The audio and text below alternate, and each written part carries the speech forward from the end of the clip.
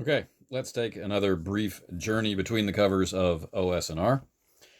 And this time, let's answer a different set of questions. Now that we have taken a look at what are the designer's intentions for how this game is to be played at the table, let's take a look at a more player-oriented question of what or who would I play? Let's take a look at characters. Now, you might expect that a more common question would be about setting, but this is a game that uses the method of the implied setting, meaning as we go through and we learn about characters, character options and choices, as we learn about gear and spells and as monsters to face and other challenges to face, we are given a sense of the type of fantasy world that is intended to match up with this game. It is full of seeds and ideas. It's full of hints and suggestions that make you want to know more. And that is the point, because this is now your game. And that moment where you become curious about what's inside it is the moment when it becomes your game. As a character, as someone playing a character, you want to uncover those things. You want to experience those things. You want to do or undo those things. And as a game master, you want to connect into these hints and see them through your interactions around the table with the other players become something. Otherwise, we'd be reading a novel, right? So, characters and occupations and gear and spells and all these things are hints. Hey, look what you can do. They're suggestions. They're like a tour guide when you're in a new city. They in no way are going to give you a real sense of what living in that city is like, but they can at least point you at the really cool things which spark your imagination and begin you on your journey of learning what that place is like. And games are no different. So I want to start by looking at the characters. We could start by looking at system and that sort of thing, but I think once we understand who the characters are, then we'll have a reason to look at the system. So let's start with the Finding Your Destiny part, which starts on page 16. Immediately on page 17, we get a new header, which is classes and races in OS+R. Races are what you'd expect. There are humans, there are dwarves, there are elves, there are giants, and there are halflings. And I mean by what you'd expect that this is what is meant by races, something along the line of species, right? Types of intelligent being.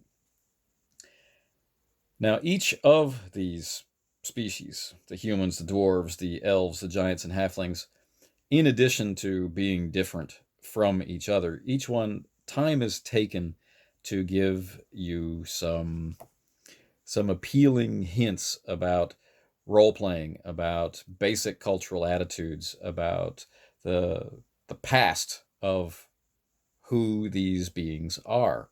And keep in mind that the key point of the game is heroism and conflict and glory. So there's a lot of stuff in here. Even if you're just coming to the game right now to play at a convention or whatever, there's something to sink your mind into and base some of your interpersonal relationships on. So I find that to be valuable. There are three overarching main occupational classes. We have the warrior, we have one that's called the jack, and we have the mage. And these are very large categories within which there is a lot of customization available. Now, the game does give us suggestions, like within the warrior, we might find the myrmidon, we might find the paladin, we might find the ranger. And within the jack, we might find professional classes like thieves and assassins and scouts and explorers and things like that. Confidence men. And then in the mage, we have the broad range of mortal creatures that engage with magic. Magic that comes with a very high price, or at least the potential to pursue your interest in that kind of power far enough that it comes with a price that could actually be your life. Now, in keeping with the game's philosophy,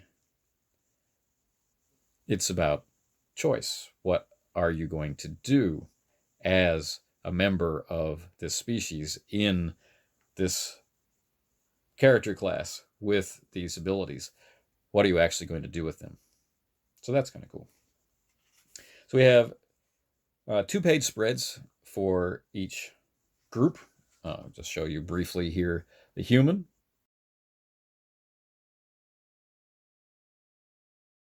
Right. So we have some evocative art about what they might look like and how they might dress in this implied setting and what kind of activities they might get up to. So it goes humans first, and then the dwarves, and then the elves. Very cool elves in this game. Then the giants, actual factual giants, and then the halflings.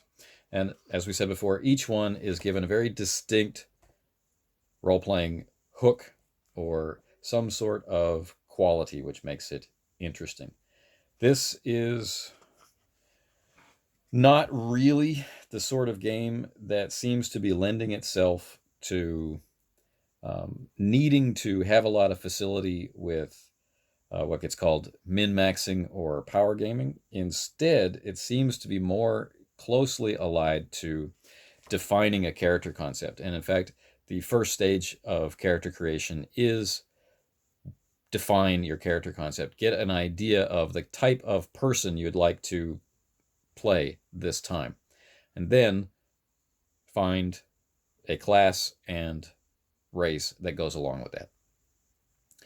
There are attributes, but they are arranged very much like Powered by the Apocalypse, in that rather than in the traditional D20 perspective of 3 to 18, it's you're going to have 2 plus 2 bonuses, you're going to have a -1 penalty, and you're going to have, I've now forgotten, some zeros. 2 zeros. So a +2, 2 +1s, 2 zeros, and a -1. Those are your attributes. And looking around inside the game, like other games that I really like, such as Ubiquity here behind me, no particular attribute shines out as being directly connected and solely responsible for any particular activity. Meaning, if you want to be a very good fighter, you're going to have an interesting spread of attributes. If you want to be a successful mage, then you're going to need an interesting spread of attributes. And somewhere, in order to get an advantage, you're going to have to take a disadvantage. And so I like that quite a bit, because all of that process, all of that thinking process as you're designing the character, leads directly to future roleplay. When you hit the table, you know where your character is strong and where your character is weak, just like you would in any other game, but you also know why. I think that's really important. Each of the different playable races or species is defined across 2 pages, as I mentioned earlier. It starts with an overview. Then there is a section for benefits. You get a number of benefits for being of that extraction. Then, of course, with benefits come drawbacks. And then there are cultural notes. On the second page, you get miscellaneous information about them, and then notes about their languages, and finally some specific role-playing notes. So that makes up all of the information for each of the races. And that takes us through to page 27. Then we get some information about linguistics in the implied setting. We have dialects. Then we have faiths with a variety of cults, and that's always one of those fantastic story seeds that can get you going. Well, what is this cult really about? What do they do? What do they teach? What do they require? And anyone with an experience in Mithras or RuneQuest is already getting excited about this type of idea. Then, on page 31, we get the first of several pages dedicated to warrior. All right. So we have a generic page for warrior. Then we have a page on the berserker, We have a page on the Cataphract, or a mounted warrior. We have a page on the Myrmidon, the weapons expert. And we have a page on the Paladin, the spiritual warrior. The Ranger. This is not your, I think, D&D Ranger anymore. This is the Ranger how I think of Ranger, someone who's at home in the wilds. And, cool stuff. Then we shift over to the Jack. And the Jack gets a page, and you're doing things like choosing specific talents or areas of expertise in order to specifically focus and refine and define your Jack. The Mage operates similarly. Now, the Mage gets some very specific options. There are ranks of spells known as orders, and there are, as mentioned earlier, 3 sources of magical energy: life, shadow, and the fell. And you can imagine what kind of role-playing and also tactical choices that these might offer, whether you want to play a wise healer or someone who definitely has an affinity for excessive response. Then we get into advancement. So this is the experience point section. We're now on page 46 and 47. And instead of doing things like experience points and moving up in levels, or spending points to elevate skills, instead we have a list of options.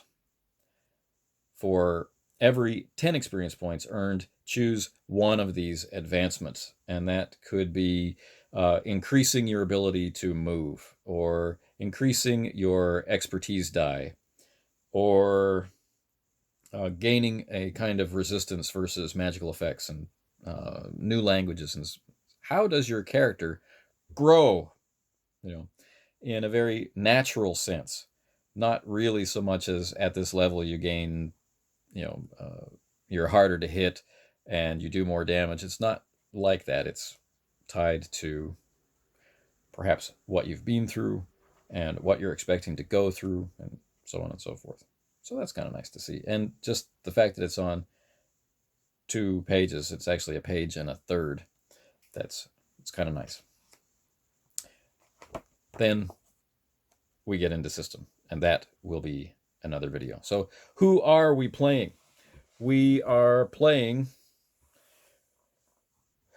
occupations that we are familiar with. We are drawing on threads of types of intelligent being that we have seen in our fantasy. But everything is presented to us with a twist. And the game is not prescribing for us where these things are. It's not giving us a setting here on this world and you shall, right? It's about inspiration. Take this idea, make it yours. To the game master, take this place, take this world, take this suggestion, make it yours. And then they meet, stir, add drama, conflict, peril, and see what comes of it. So until the next video.